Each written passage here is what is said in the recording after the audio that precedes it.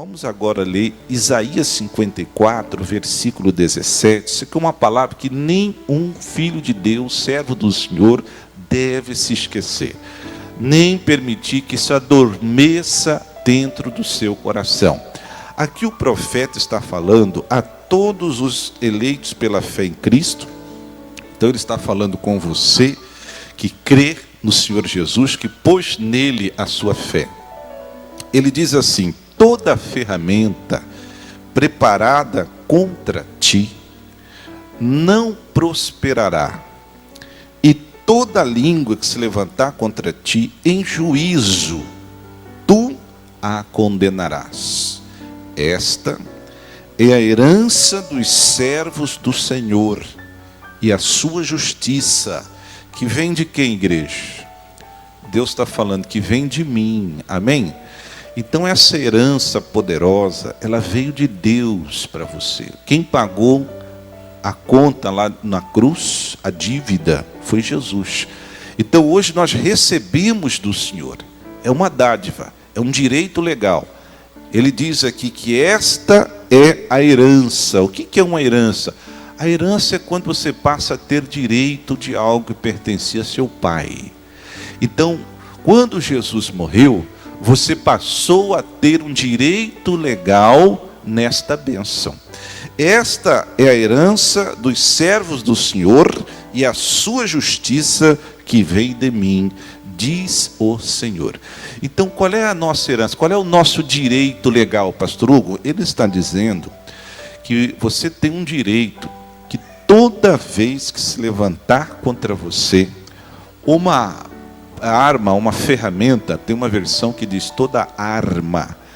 Então toda estratégia, toda astuta cilada, tudo aquilo que porventura seja vindo lá da parte do inferno, das forças do mal, ou da parte dos homens, toda arma e ferramenta que se levantar contra ti, quer dizer, se tiver o intuito, o objetivo de vir contra você, de lhe prejudicar, de lhe atrapalhar, de tentar ser no seu caminho um tropeço, uma pedra de tropeço, de tentar lhe envergonhar, a Bíblia diz que a herança do Senhor nos dá o direito. Esse mal não prosperará. Nós temos que acreditar no que a palavra de Deus diz, igreja. Acredite. Viva consciente que você tem e possui um direito a esta herança. Porque isso vai trazer paz e segurança para o seu coração. Isso vai fazer com que você consiga viver aqui neste mundo. Diga graças a Deus. E nos deu outro poder aqui. E toda língua que se levantar contra ti, em juízo, tu a condenarás. Então toda língua que se levantar contra ti, quer dizer, todo tipo de ação maligna, de voz infernal, toda fala que vem para tentar de alguma forma te destruir, ele está falando, tu a condenarás. Quer dizer, você tem o poder hoje de entrar em juízo e oração diante de Deus e cancelar, anular, desmanchar, desfazer aquela língua maldita que se levantou contra você. Quer dizer, são duas línguas aqui. A língua que se levanta contra ti e a sua língua. A sua língua você vai usar para condenar a língua mentirosa. Diga graças a Deus. Então a língua do crente, quando ele alça a sua voz de oração, ele está coberto com uma proteção divina, uma unção divina, para orar e desmanchar as línguas mentirosas. Por isso você não tem que ter medo de nenhuma língua mentirosa contra você. Você pode, em oração, em juízo, colocar aquela situação, aquela calúnia, aquela mentira, aquela demanda, e dizer, Senhor, em o nome de Jesus eu condeno esse mal e não prospera na minha vida. Agora, a principal das bênçãos é essa, do início do versículo. Toda ferramenta preparada contra ti não prosperará. Então, se o inimigo está apontando hoje contra você uma arma e pensando, eu vou atirar contra essa pessoa, eu vou derrubá-la, eu vou acabar com ela, meu Deus, então agora eu vou passar por um período de muita dor. Não, a promessa de Deus é que aquela ação diabólica não vai surtir efeito na sua vida. Ela não tem como ir adiante. O inimigo pode até levantar a arma e apontar e tentar atirar contra você, espiritualmente falando. Mas vamos assim dizer, aquele mal que foi disparado, que veio contra você, não tem poder para lhe causar dano e prejuízos. Eu não sei se você se lembra daquela pregação, naquela passagem sobre o Sadraque, Mesaque e Abednego. Eles foram lançados na fornalha que arde com fogo ardente. Eram 3 homens.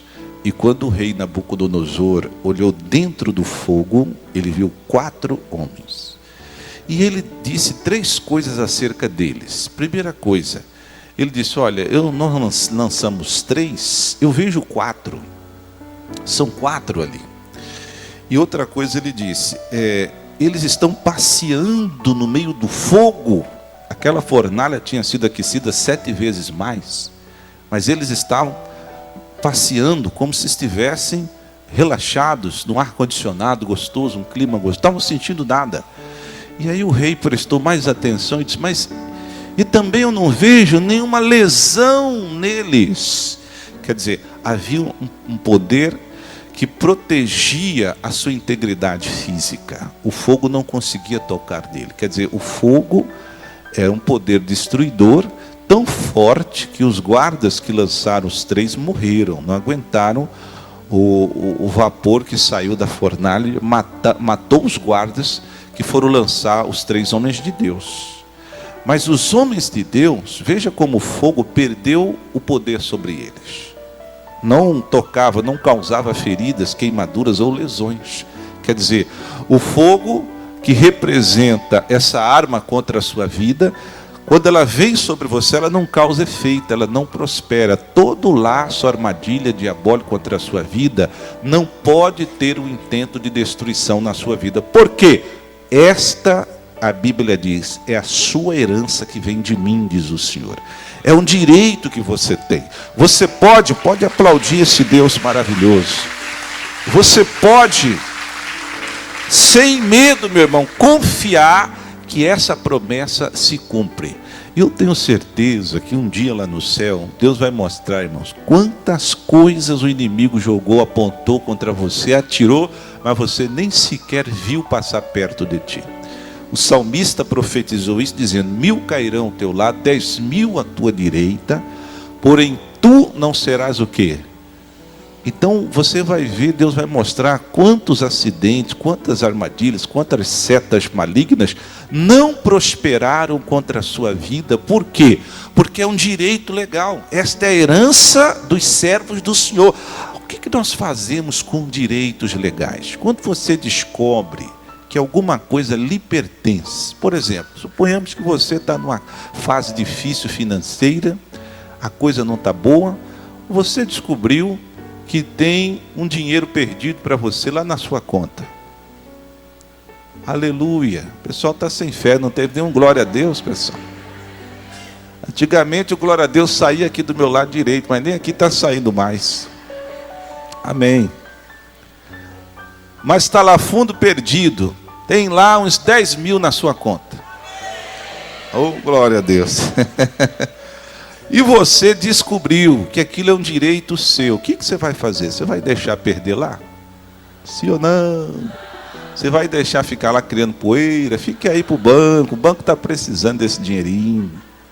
Não, quando nós descobrimos um direito, imediatamente, na mente de Deus e de qualquer pessoa racional, nós temos que nos apossar dessa herança. Nós temos que possuir para nós. Nós temos que tomar posse, reivindicar e dizer: então que seja conforme a verdade de Deus está dizendo. Porque quando você se estabelece sobre o seu direito, você possui essa herança, ela se cumpre na sua vida. Na Bíblia nós temos um homem de fé, e uma das marcas desse homem é que ele era um homem à frente do seu tempo, espiritualmente falando. Ele descobria muitas coisas, ele aprendia muitas coisas que o povo da época dele não conseguia descobrir.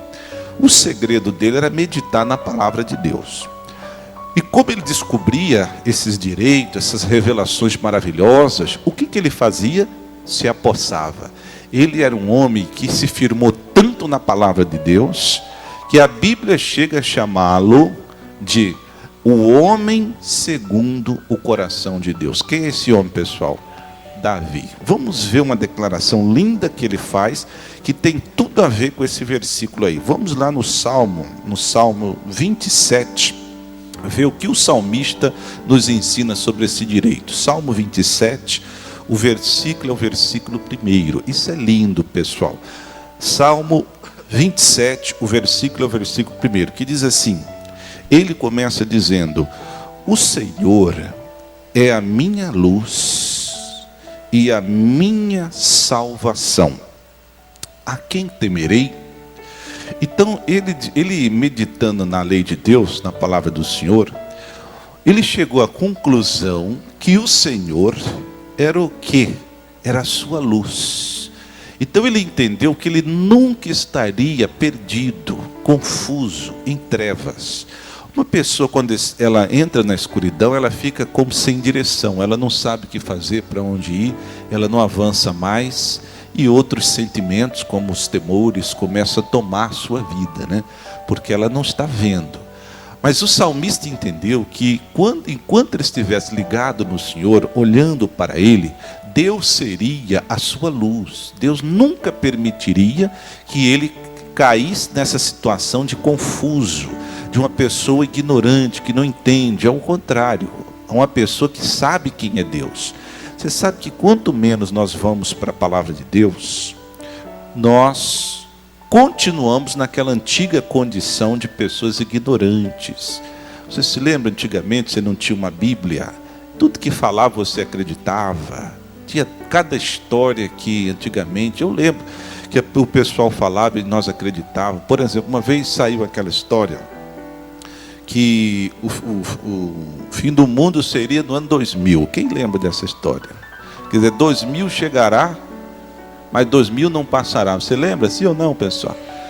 Irmãos, eu lembro que o pessoal chegava, onde é que está escrito na Bíblia, pelo amor de Deus?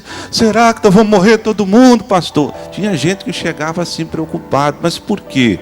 Porque o povo não conhecia a palavra de Deus. O povo não fazia o Senhor a sua luz.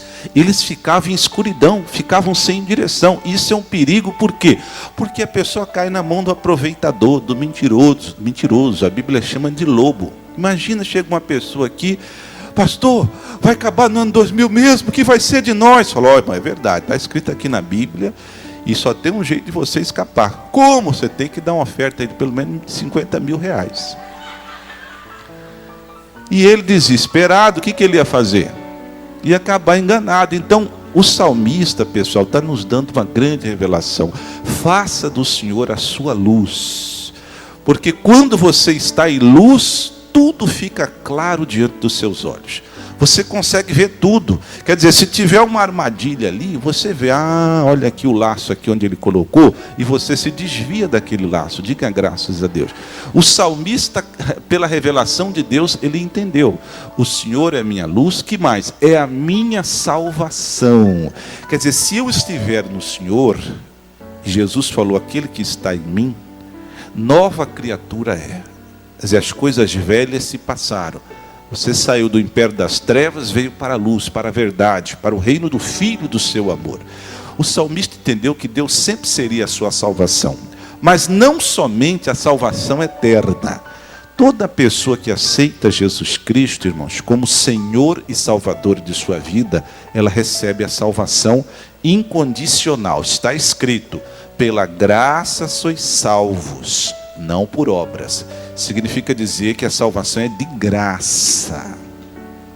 Você nunca vai pagar e nem deve pagar um centavo sequer pela salvação.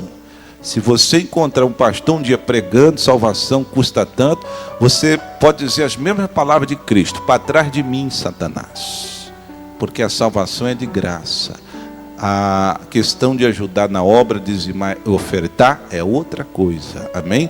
Mas salvação não se negocia. Então a pessoa, quando crê em Jesus Cristo, ela tem os seus pecados lavados e ela é salva. Mas só que o salmista aqui, ele entendeu que Deus não era somente esta salvação, porque nós ainda estamos no mundo, então nós precisamos ser salvos no mundo. Aqui nós precisamos ser salvos. precisamos de muito ser salvos. Por quê, pastor Hugo? Porque o mundo jaz no maligno. Jesus, na oração sacerdotal, ele disse a Deus, pediu a Deus: Pai, peço-vos que não os tire do mundo, mas que os livre do mal. Então Jesus sabia disso. Na oração do Pai Nosso, ele também pediu a Deus para nos livrar do mal. Então nós temos que confiar em Deus, no Senhor Deus, que Ele é a nossa salvação terrena. Quando nós chegarmos neste entendimento, você não vai mais ter medo. O conhecimento de Deus pacifica e traz paz e segurança para o seu coração. O Senhor é minha luz e a minha salvação. Quem temerei? É verdade. Quanto mais você vai conhecendo Deus, você vai chegando à conclusão: eu não preciso ter medo. Eu não preciso andar ansioso. Eu não preciso andar preocupado. Eu não preciso andar com medo da morte, com medo de ser roubado, assaltado, com medo de ficar doente. Não. Porque se o Senhor é minha luz, minha salvação, quem temerei? Veja que quanto mais você vai conhecendo os seus direitos na Bíblia, mais você vai sendo essa pessoa firmada em uma rocha. Ele continua dizendo: o Senhor é a força da minha vida. Quer dizer, a vida é desde o início que você nasceu até o último dia aqui na terra. Quem será a minha força? Infelizmente, pessoal, tem muita gente que faz da sua carne o seu braço, que confia em si mesmo, mas não entende que quando você despreza a força de Deus e confia somente na sua própria força, você entra numa condição espiritual que não é boa para nós.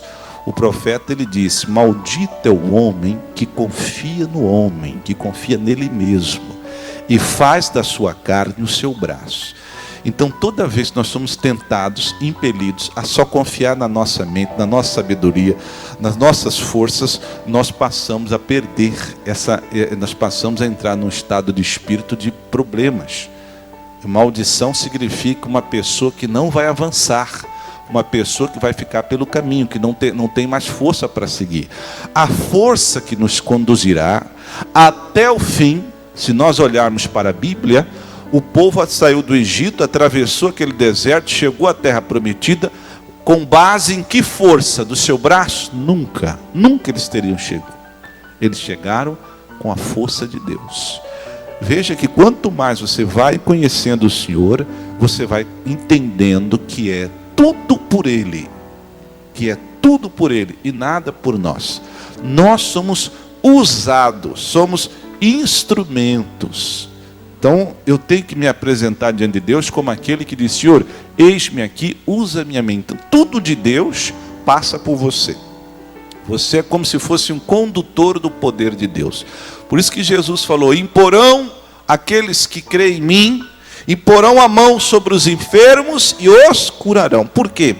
Porque o que está em Deus, Deus está em você, Emanuel, Deus conosco. Mas Ele está em você, o poder está em Deus. Quando você põe sobre o enfermo, aí o poder passa por você e entra no enfermo. Então você é um condutor, diga graças a Deus. Passa por você, significa que você também é abençoado. Antes de abençoar o doente, o enfermo, passa por você, te cura, te restaura e vai para o enfermo. Então nós temos que crer que assim é a força de Deus.